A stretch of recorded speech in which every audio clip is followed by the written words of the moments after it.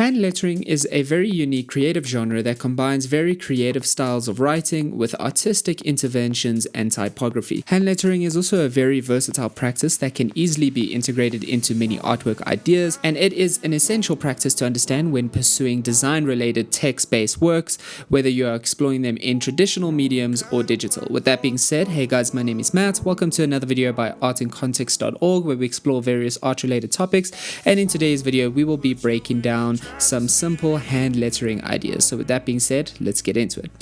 Now, in this lettering guide, we will be going through some basic processes that can be utilized with some common tools used within the hand lettering design genre.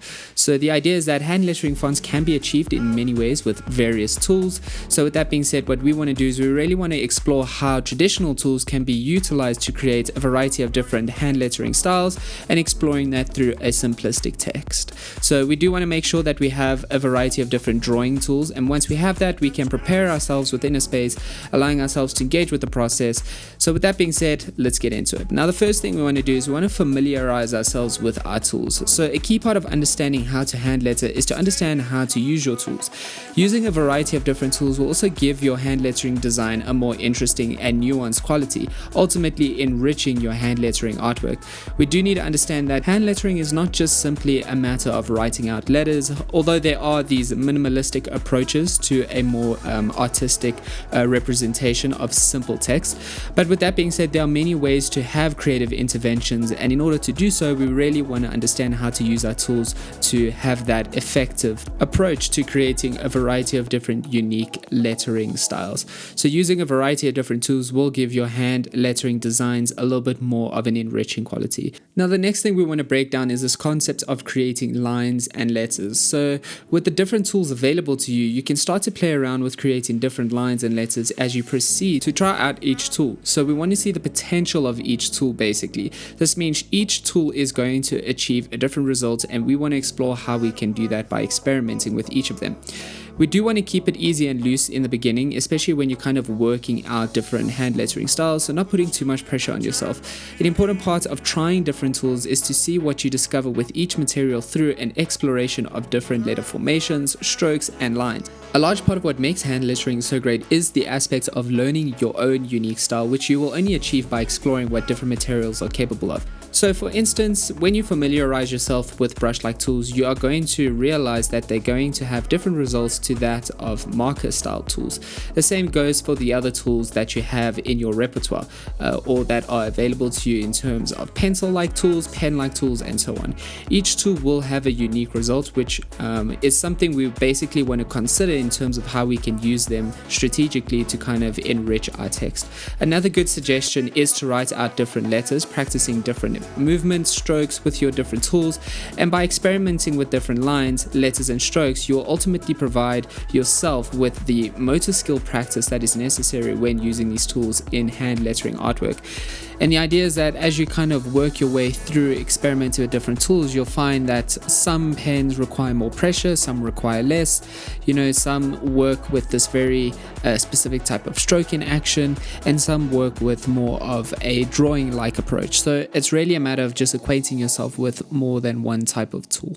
Now, once you have a few tools to work with, it is essential to do your research and explore different letter styles. So exploring different letter styles is going to give you conceptual knowledge, helping you navigate how to utilize the tools to achieve some common hand lettering styles. For instance, with black Copic markers, just as an example, pencil and black pen, you can easily create 3D lettering. Another common style that can be achieved is a graffiti style. So for instance, if you have Copic markers available to you or something similar to a Copic marker type tool, this tool can be utilized to create some great graffiti style lettering, and this can be explored through this idea of shadow graffiti style lettering, creating bubble style lettering.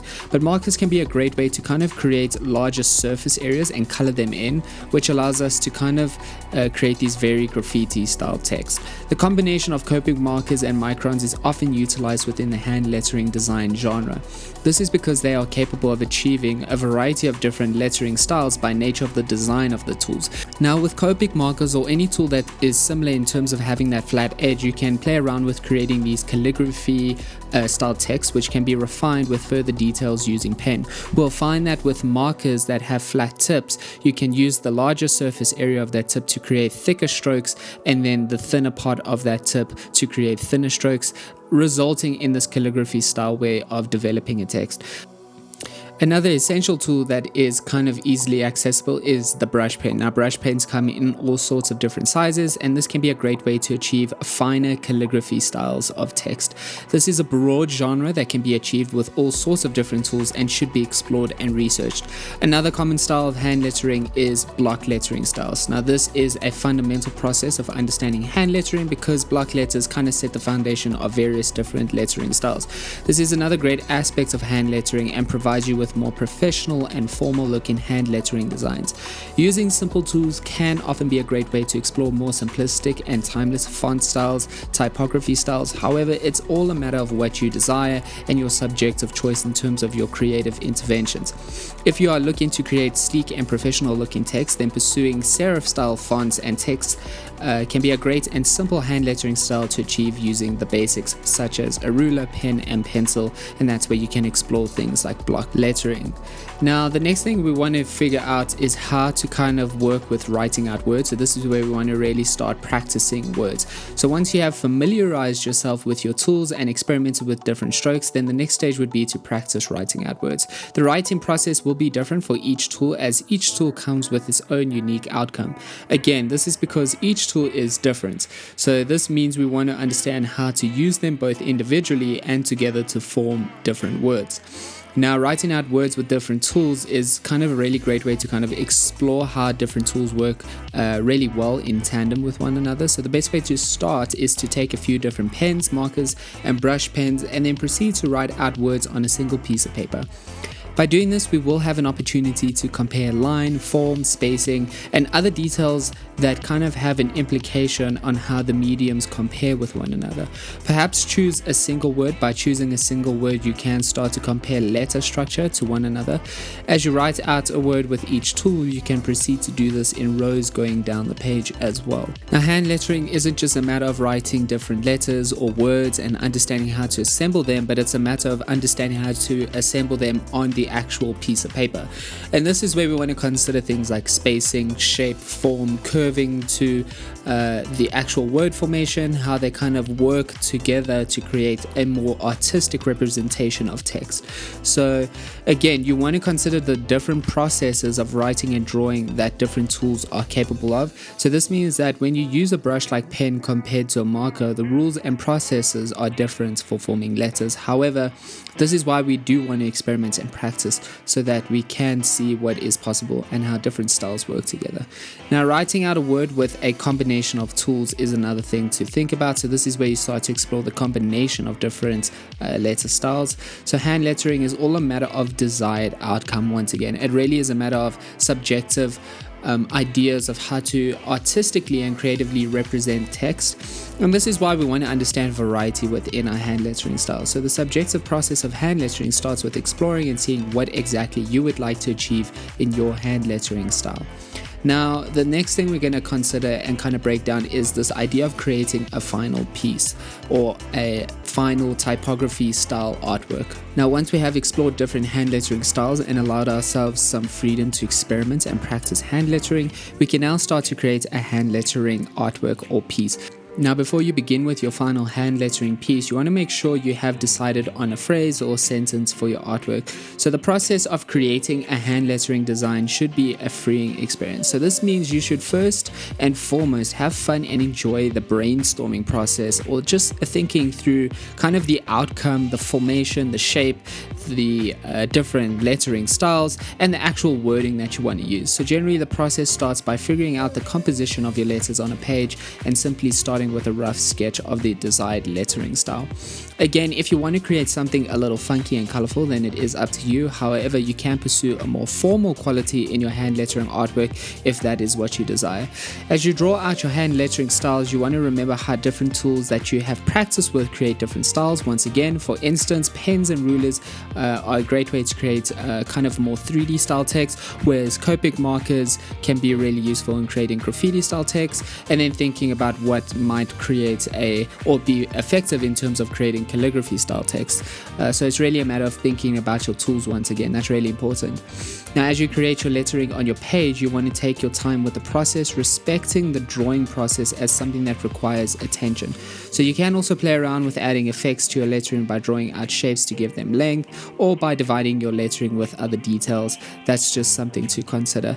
Coloring is another massive component of your finalized piece or artwork, and how it can create a particular look within your hand lettering design. So, however, it's not just color, but details such as shading, line work, spacing, and shape, just to mention a few, that also have an implication on the actual artistic representation of your text. You want to consider how your letters are formed and placed together on a single page next to one another. So using the technique of contrast, for example, can also give your lettering a boosted quality. So for instance, this can be achieved by adding lighter color to the face of your letters while creating darker shading around or in the areas of the letters that kind of have maybe a 3D quality, or just simply have kind of holes placed around them. But again, that's a matter of just thinking about how you can work with contrast as a matter of bringing the letter to the foreground. Now, again, creating detailing around your hand lettering is another way to enhance your hand lettering design skills as well. So a great idea is to break up your lettering styles with other features such as ribbon shapes, boxes, or any kind of feature you believe will be a great addition to your hand lettering piece.